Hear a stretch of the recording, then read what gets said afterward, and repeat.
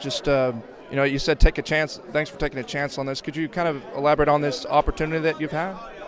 Well, I wouldn't say a chance. It's just an opportunity, but a lot of people get weary when they look at the resume and they don't see head coaching experience. But just like I gave them information as it relates to the SWAC championship, those guys was first-year head coaches. So it's all a process. In my mind, I've been a head coach. I was the head coach of the defense. So I just implement those things to the overall scheme. Now instead of dealing with 50 kids, it's 65 or however many roster holds.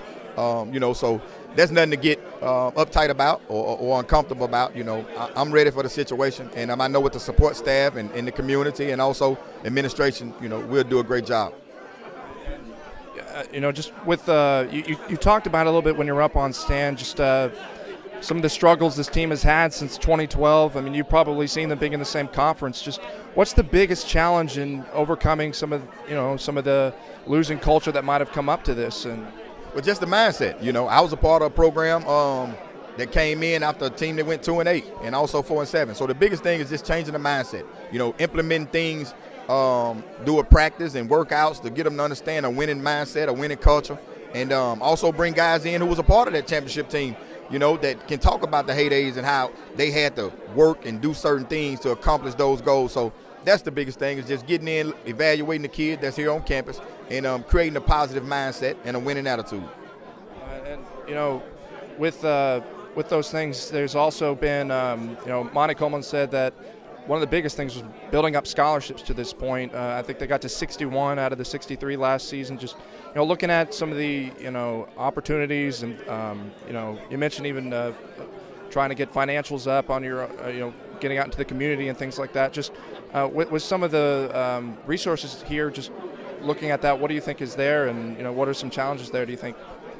It's a lot of resources that just hadn't been tapped into, and 61 is a whole lot closer to 63 than it was 32 and 23. I think that's enough to be able to go in a fair fight with. But of course, we want to strive for the max, and we get that maximum number, then we'll be great. The playing field will be equal, and we just got to get out in the community and raise all the things that we need. And there's going to be some trials and tribulations along the way. But name me a process that isn't, and then I'll tell you, some was just already set up for them for success. But most programs, we have to go through that, and I'm willing to get in here with administration and the community to roll my sleeves up and tackle those things head on.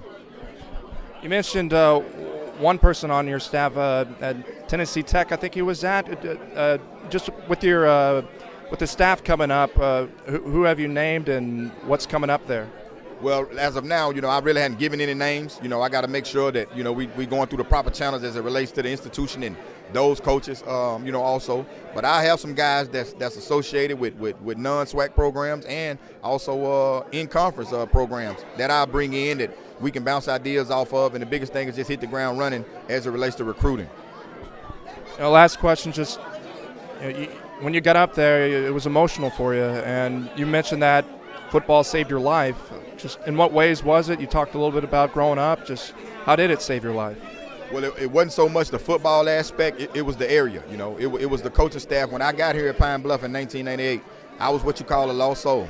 I had no guidance. I had no sense of direction. But I had a great coaching staff, from Lee Hardman to Ricky Parks to Latrell Jones, and those guys implemented a foundation for me for living. And I'm implementing that through young men now through this wonderful game. So when I say it saved my life, it was in reference to, this place, Pine Bluff did, to be able to go to Dumas, Arkansas, and locations like Gurdon, where I'd never been before, and interact with moms who didn't know me from a can of paint, but still had that love for me, with my mom being miles and miles away. That's what I mean about the process saving my life. So very emotional, very emotional, and I get a chance to do the same thing with these wonderful kids on campus now. Well, thank you. I appreciate it. Yep.